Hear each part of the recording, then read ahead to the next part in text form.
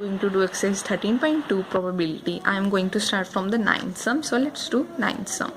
If A and B are the two events such that probability of A हमें ये दी हुई है, probability of B हमें ये दी हुई है and probability of A intersection B हमें दी हुई है 1/8.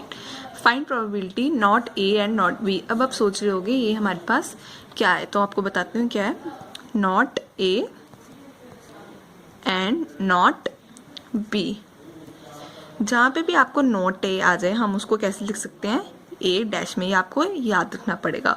और एंड का मतलब क्या होता है, इंटरसेक्शन. और नॉट बी को हम कैसे लिख सकते हैं, बी डैश. ठीक है. अब ये हमारा एक लो लगता है यहाँ पे भी, उसे हम कैसे लिख सकते हैं, इस चीज़ को हम कैसे लिख सकते हैं, ए यूनियन बी का होल डैश. ये आपको स्टेप्स याद रखने पड़ेंगे. ठीक है. और ये इसका हमारे पास फॉर्मूला क्या लग सकता है, 1 minus probability of A union B. ठीक है.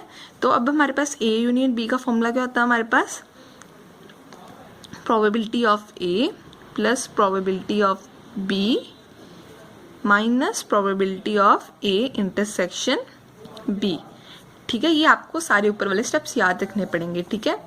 तो 1 माइनस प्रोबेबिलिटी ऑफ ए के हमें दी हुई है 1/4 और प्रोबेबिलिटी ऑफ बी के हमें दी हुई है 1/2 और probability of A intersection B के दी हुई है 1/8. ठीक है. 1 माइनस यहाँ पे 8 का एलसीएम आएगा, 2 + 4 -1, 1 माइनस 5/8 आ गया और हमारे पास आंसर क्या आ गया, 3/8 is the answer. 10th sum. Events A and B are such that probability of A हमें ये दी हुई है, probability of B हमें ये दी हुई है and P not A and not B equals to 1/4. State whether A and B are independent events. अगर उन्होंने बोला है independent events तो पहले हम PA into PB निकाल लेते हैं. ठीक है. PA के हमें दिया हुआ है 1/2 और PB के हमें दिया हुआ है 7/12. तो ये हमारे पास आ गया 7/24. तो आगे उन्होंने क्या बोला है, P नॉट ए को हम कैसे लिख सकते हैं, ए डैश. और का मतलब क्या होता है, यूनियन. और नॉट बी को हम कैसे लिख सकते हैं, बी नॉट. ठीक है. तो मैंने आपको पहले भी बोला था इक्वल्स टू क्या है, 1/4. तो अब हम इसे कैसे लिख सकते हैं, एक लो लगा के, ए इंटरसेक्शन बी का होल डैश इक्वल्स टू 1/4. अब इसको हम कैसे लिख सकते हैं, P A union B dash को हम कैसे लिख सकते हैं, 1 minus P A intersection B. ये हमारे पास फॉर्मूला होता है ना, मैंने आपको ऊपर भी बताया था ये फॉर्मूला. ये आ गया 1 minus P A intersection B equals to 1/4. तो ए इंटरसेक्शन बी क्या है हमारे पास, A intersection B. Section B तो हमने निकालना है ना, क्योंकि उन्होंने क्या बोला है, state whether they are independent events. तो ये हमने निकालना है, इसे हम इधर ले आते हैं. और probability of A intersection B, तो probability of A intersection B हमारे पास क्या आ गई, 3/4. आप देख सकते हो ये वाला इसके इक्वल नहीं है ना, so they are not a independent events. तो लिख लेते हैं P A intersection B not equal to probability of A into probability of B. दोनों एक दूसरे के इक्वल नहीं आए तो they are not a independent events. हमने ऊपर क्या सेट करना था, state whether A and B are independent. So this is the answer. Given two independent events A and B such that probability of A हमें ये दी हुई है और probability of B हमें ये दी हुई है. Find probability of A and B. तो उन्होंने बोला है A and B निकालने के लिए. देखते हैं पहला पार्ट हमें क्या बोला है, probability of A and B. तो probability of A and का मतलब क्या होता है, intersection B. तो उन्होंने बोला है independent events, तो हमारा कौन सा फॉर्मूला लगेगा, probability of A into probability of B का, क्योंकि उन्होंने बोला इंडिपेंडेंट इवेंट्स का तो हमारा यही फॉर्मूला होता है ना. ठीक है. तो हम प्रोबेबिलिटी ऑफ ए के हमें दी हुई है 0.3 और प्रोबेबिलिटी ऑफ बी के हुई है 0.6. सो 0.18 इज द आंसर. अब हम सेकेंड पार्ट करते हैं, probability of A and not B. ठीक है. प्रोबेबिलिटी ऑफ ए तो हम ऐसे लेने देंगे, ए एंड का मतलब इंटरसेक्शन, और नॉट बी को हम कैसे लिख सकते हैं, बी डैश। ठीक है, उन्होंने बोला है कि दोनों इंडिपेंडेंट इवेंट्स हैं, तो हम इसे लिख सकते हैं ना probability of A into probability of B dash. ठीक है ना, उन्होंने ऊपर क्या बोला, given two are independent events, तो हम इनको सेपरेटली लिख ही सकते हैं क्योंकि ये इंडिपेंडेंट इवेंट्स बोला हुआ है उन्होंने।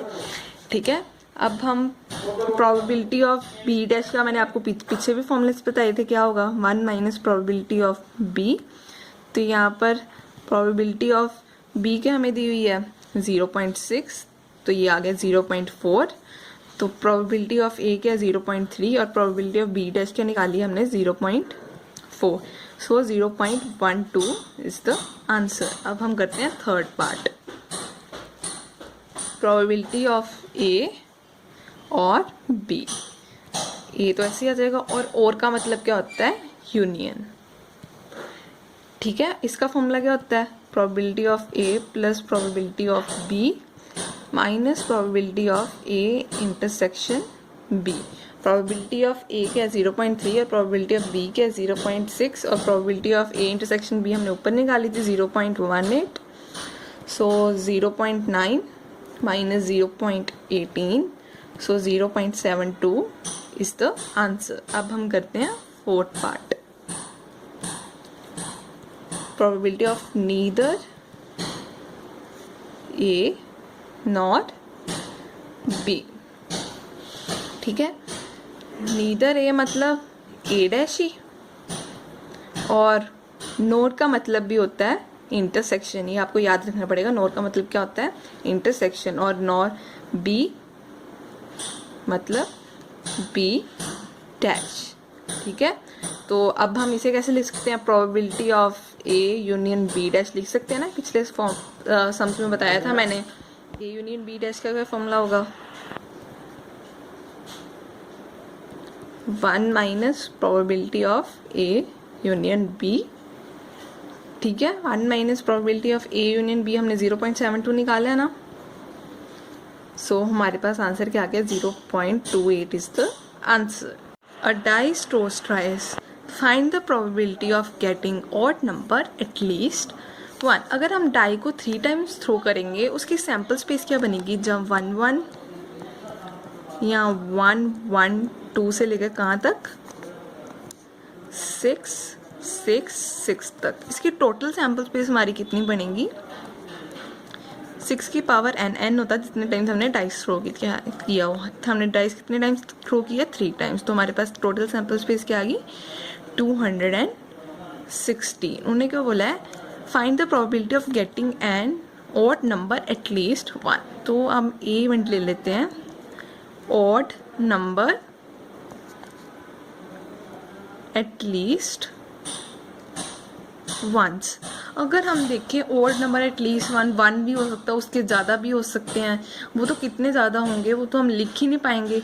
ऐसा करते हैं, हम पहले ना तीनों डाइस पे इवन नंबर निकाल लेते हैं, और हम इवन नंबर निकालेंगे उसे हम 1 में से माइनस कर देंगे तो हमारे पास कौन से आ जाएंगे ऑड वाले सारे। तो हम ऐसा करते हैं, देखते हैं। सपोज करो ये हमारे पास 3 डाइस हैं, तो इवन नंबर यहाँ पर जहाँ 2 आएगा, यहाँ पे जहाँ 2 आएगा या 4 आएगा या 6 आएगा, यहाँ पर भी जहाँ 2 4 आएगा 6 आएगा, यहाँ पर भी जाए 2 4 या 6 आएगा। ठीक है, हम एक इवेंट लेते हैं B, not getting an odd number. तो ये इवेंट कैसे होगा, इस पे भी 3 नंबर्स आएंगे, इस पे भी 3 आएंगे, यहाँ पर 2 4 6 भी आ सकते हैं, यहाँ पर भी 2 4 6 आ सकता है, यहाँ पर भी 2 4 6 आ सकता है। इस डाइस पे भी 3 नंबर्स आ सकते हैं, और इस पे भी 3 आ सकते हैं, और इस पे भी 3 आ सकते हैं। अपॉन टोटल आउटकम कितनी है 216। ये हमारे पास आ गया 27/216। ठीक है, अब हम ऑड नंबर कैसे निकालेंगे, देखो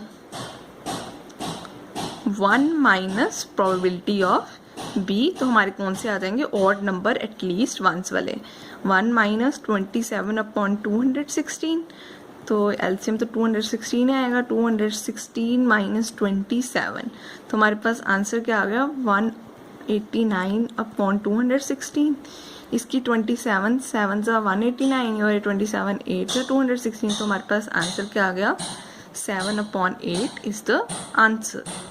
2 balls are drawn at random with replacement from a box containing 10 black and 8 red balls. Find the probability that both balls are red. Replacement का मतलब हमने एक बॉल निकाली है तो हमने बाद में फिर से उस बॉक्स में रख दिया है, तो उन्होंने बोला both the balls are red. पहले 10 हमारे पास ब्लैक है, 8 है हमारे पास रेड, तो टोटल कितनी होगी हमारे पास 18. ठीक है, उन्होंने आगे कौन सा दिया, both the balls are red. पहले ए मिनट लेते हैं, first is red, first ball is red, first is red लिख लीजिए.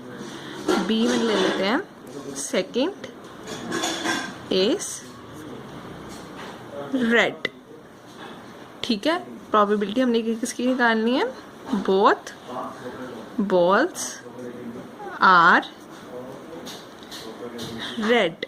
अगर हमने फर्स्ट बॉल निकाली रेड है तो टोटल रेड बॉल्स हमारे पास कितनी है 8, और टोटल हमारे पास कितनी है 18. हमने सेकंड बॉल रेड निकाली, पहली तो बॉल हमने अंदर फिर से रख दी, तो हमारे पास रेड फिर से कितनी बची 8, और टोटल कितनी है हमारे पास 18. तो इसकी 2 के साथ कटिंग होगी, इसकी भी 2 के साथ कटिंग होगी. हमारा आंसर क्या आ गया 16/81. अब हम सेकंड पार्ट करते हैं. Probability of first is black and second is red. उन्होंने बोला first is black. Black balls हमारे पास कितनी है 10, और अपॉन टोटल, टोटल क्या हमारे पास 18. एंड का मतलब प्लस भी होता है, सॉरी मल्टीप्लाई, और में हम प्लस लिख सकते हैं. ठीक है, और 2 इज रेड. रेड हमारे पास सेकंड इज रेड, तो एक हमने ब्लैक बॉल निकाली तो उसको हमने फिर से वहां पर बॉक्स के अंदर ही रख दिया. ठीक है, तो और सेकंड इज रेड. रेड हमारे पास कितनी है 8, अपॉन टोटल कितनी है 18. तो इसकी 2 के साथ कटिंग होगी, इसकी भी 2 के साथ, तो हमारे पास आंसर क्या आया 20/81. तो उन्होंने क्या बोला, one of them is black and other is red. इसका मतलब हमारी प्रोबेबिलिटी हम किसकी निकालेंगे, पहले हमारी रेड भी निकल सकती है, रेड, फिर उसके बाद ब्लैक भी निकल सकती है, उसके बाद रेड भी निकल सकती है, और हमारी पहले रेड भी निकल सकती है और बाद में ब्लैक भी निकल सकती है. उन्होंने ये नहीं बोला फर्स्ट इज ब्लैक और सेकंड इज रेड, उन्होंने बोला one of them is black and other is red. तो हमारी सबसे पहले ब्लैक भी निकल सकती है, उसके बाद रेड, पहले हमारी रेड भी निकल सकती है, उसके बाद ब्लैक भी निकल सकती है. ठीक है, तो प्रोबेबिलिटी हमने क्या निकालनी है अब, probability of B intersection R, और का मतलब मैंने ऊपर बताया ना प्लस भी लिख सकते हैं, और plus probability of R intersection B. तो उन्होंने बोला है इंडिपेंडेंटली, ऊपर बोला हुआ है ना 2 balls are drawn at random with replacement. ठीक है ना, तो प्रोबेबिलिटी ऑफ बी के हमारे पास ब्लैक बॉल्स हमारे पास कितनी है 10/18 क्रॉस, रेड बॉल्स हमारे पास कितनी है 8/18 प्लस रेड बॉल्स हमारे पास कितनी है 8/18 और ब्लैक कितनी है 10/18. ठीक है, इसकी कटिंग 2 के साथ होगी 9, इसकी भी 2 के साथ होगी, इसकी भी 2 के साथ होगी, इसकी भी 2 के साथ होगी. तो ये आ गया 20/81 प्लस 20/81. हमारे पास आंसर क्या आ गया 40/81 is the answer. Probability of solving specific problem independently by A and B है 1/2 and 1/3 respectively. If both try to solve the problem independently, find the probability that problem is solved. इसका मतलब जहाँ A भी कर सकता है, जहाँ B भी कर सकता है, जहाँ B भी कर सकता है, यहाँ A भी कर सकता है, जहाँ दोनों कर सकते हैं. जैसे मतलब जहाँ A कर सकता है B नहीं कर सकता, और जहाँ A नहीं कर सकता B कर सकता है, और दोनों कर सकते हैं. ठीक है, ठीक है, ये तो हमारा आ गया. अब हमने क्या निकालना है, इसका मतलब प्रोबेबिलिटी ऑफ ए, एंड का मतलब क्या होता है इंटरसेक्शन,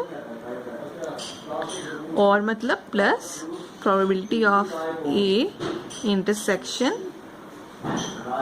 बी, और क्या मतलब plus probability of A intersection B. उन्होंने बोला अब इंडिपेंडेंटली, इसका मतलब हम इसे ऐसे लिख सकते हैं probability of A probability of B dash plus probability of A dash into probability of B plus probability of A probability of B. Independent मतलब हम इसे अलग अलग लिख सकते हैं, ठीक है। उन्होंने बोला प्रॉब्लम इज सॉल्व्ड। तो सॉल्व ए की प्रॉब्लम सॉल्व करने की क्या है 1/2, प्रोबेबिलिटी ऑफ ए के हमारे पास 1/2 और प्रोबेबिलिटी ऑफ बी के हमारे पास 1/3। तो बी की प्रॉब्लम ना सॉल्व करने की हमारे पास क्या होगा, प्रोबेबिलिटी ऑफ बी डैश हम कैसे निकालेंगे 1 माइनस पी बी, हमारे पास फॉर्मूला आता था ना, पी बी के हमारे पास 1/3, तो ये हमारे पास आ गया 2/3।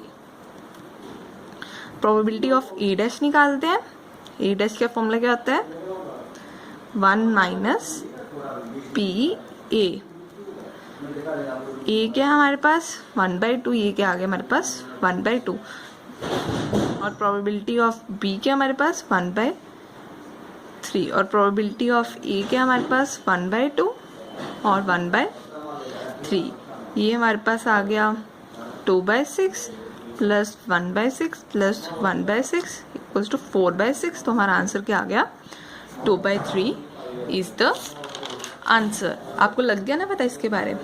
तो अब हम सेकंड करते हैं, exactly one of them solves the problem. इसका मतलब जहाँ ए कर सकता है बी नहीं कर सकता, जहाँ ए नहीं कर सकता बी कर सकता है, ठीक है। तो इसका मतलब हमने क्या निकालना है, प्रोबेबिलिटी ऑफ एंड का मतलब intersection plus probability of A dash. अब हम इसे सेपरेटली लिख लेते क्योंकि ये इंडिपेंडेंट इवेंट्स है, B dash plus probability of A dash probability of B. Probability of A क्या थी 1/2 और प्रोबेबिलिटी ऑफ बी डैश क्या निकाली थी हमने 2/3।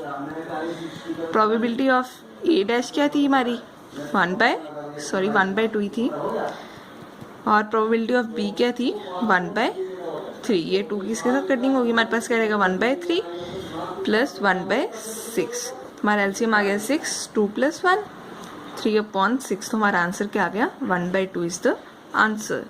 In a hotel, 60% of the students read Hindi newspaper, 40% read English newspaper, and 20% read both Hindi and English newspaper. A student is selected in random. Find the probability that she reads neither Hindi nor English newspaper. उन्होंने बोला है probability 60% read Hindi newspaper. इसका मतलब probability of H क्या होगी हमारे पास 60/100, ठीक है। उन्होंने आगे वाला 40% रीड इंग्लिश न्यूज़पेपर, तो प्रोबेबिलिटी ऑफ इंग्लिश क्या होगी 40/100, और उन्होंने क्या बोला 20% read both Hindi and English newspaper. इसका मतलब हिंदी, एंड का मतलब क्या होता है इंटरसेक्शन, इंग्लिश कौन क्या है 20/100।